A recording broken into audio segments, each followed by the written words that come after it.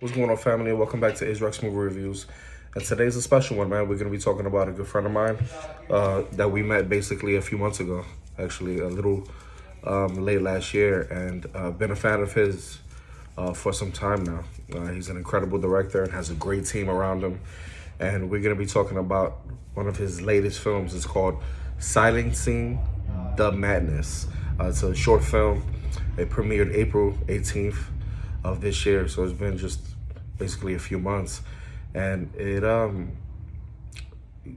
goes into topics that need to be discussed today, and I'm gonna be starting a podcast pretty soon about mental health, and this was definitely a film that dives right into it, without spoiling anything, because I really want you to see this film. You can find it on YouTube. It's called Silencing the Madness, directed by none other than a friend of mine, Joshua Charperrin Woodard.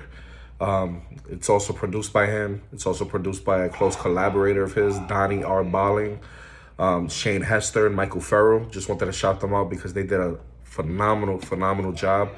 Donny Boling also is in charge of production design. When you see the film, it's very realistic. It's very condensed. They don't really go too far. But I love the way the movie starts. Basically a man running in the forest. You don't know what he's running from until eventually you see exactly what he's running from. It has a really tight and good score by Eric Boyles. And what I would like about this film is it doesn't star much people. It's a very condensed film about mental health, a man who suffers from these sick visions of a relentless pursuer that, his mind is chasing him. As the visions grow more and more intense, he falls deeper into his madness. And what I like about this movie, they go right in depth about it. It's just very interesting. It's might be one of the most best films I've seen in a while regarding a thriller. This movie, although short, it's right to the point, just like what. That's why I love him as a director. I think Joshua does a great job in that and just getting straight to the point. Teases you a little bit, goes left, right, north, and south, right? But eventually brings you right back to it. And man, it hit me close because this movie has a great ending. The finality of the film is what really throws you back. It showcases that we all may be right there at that line of sanity between what could be fiction, what could be nonfiction, what could be real, what's not. And they did a great job with this. This is a very well put together thriller. Like I said, with one hell of an ending. And it definitely has to be one of my favorite movies this year so far. It might be in my top 5 because of the message. I loved it. I feel like this movie was produced in such a way that it shows us that in life, man, we could get a little mad sometimes, right? And this character, you can tell he's in his own head. He's, nervous about, different things in his life. And sometimes we don't know how to deal with that. Some people go to therapy. Some people use sex. Some people use sports, and some people just don't know how to look away and say, you know what, let me live my life. Let me pursue this. Let me go in this direction. But no, this is one of those films that really go in depth when it comes to the mental health genre. And I loved it. It's pretty interesting how the movie just grabs your attention, just like one of his previous works that I really loved also, called The Ride. When you get a chance, you can go back and see that also on YouTube. That film, from the beginning, from the first 30 seconds, it grabs your attention, just like this one. You're just so invested in the character. And kudos to him, to the main character, because I think he did a phenomenal job. And you can tell, I don't know if it was his own choosing, but the way the movie was produced, the way Joshua probably directed, certain scenes in the film, he played it, I think, to no fault. He was amazing, and I think we need more films like this. You understand what I'm saying? Like, this is a very, very talented actor. I love his team. When this movie first premiered the 18th of April, it premiered with almost 1,500 views. And mind you, at the moment, he only has 135 subscribers. But this man eventually is going to have over 1 million. I know it. And that's just testimony to how, you know, how hard they work, you know. And it's one thing to be a producer and to be a director and have different ideas, but sometimes it's very hard to put it into picture.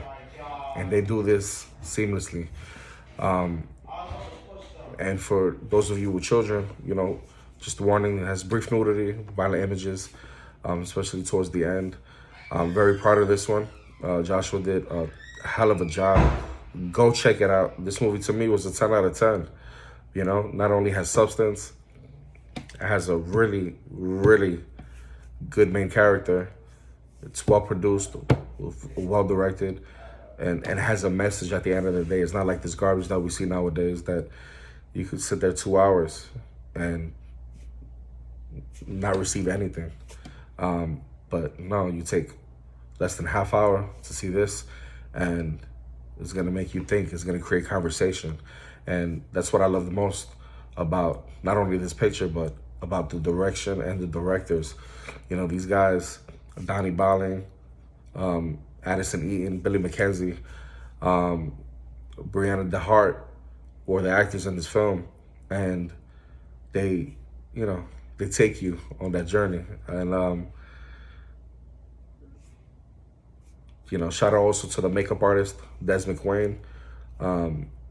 Kudos to him, especially in the last, in pretty much the last scene. This is a story about, you know, many of us, you know, me included, you know, never wanted to really talk to anybody about problems or anything like that. But this movie definitely, man, creates that conversation. You're going to want to see this with a loved one because it definitely touches you home. It definitely had me tearing. As you can see, my eyes are a little red. I've seen this a few times already. And I wanted to review it back in April, but, you know, it took me some time. And I'm still not even getting into that. Eventually, I want to do a spoiler review on this because I think it creates a subject. It has a subject matter that needs to be spoken about. And it was well orchestrated in this. And what I liked about it, like I said again, it's very condensed. Doesn't have fluff. It gets pretty much straight to the point. And, you know, for some that are suffering through this, man, you definitely get the help. We're here in the YouTube circles. We're here in Instagram. You could always reach out to my friend at Emotion Eye Films and help him with his subject matter in the future. Because if you want something on screen, if you want it pictured, Emotion Eye Films is the place to look for. Emotion Eye Films is something I support daily because I think they not only doing a great job, they're going to continue, especially when one day when they get their real feature film together. That's something that I just want to be a part of, whether it's just support in the background or whatever it is, or even just reviewing whatever they throw in my direction. And I'm going to be a fan for life because these guys, to me, are awesome and they have a lot to say. So definitely go check this movie out. It's on YouTube. Again, Silencing the Madness. It's a short film. I think you're definitely going to enjoy this. Peace. To the next one.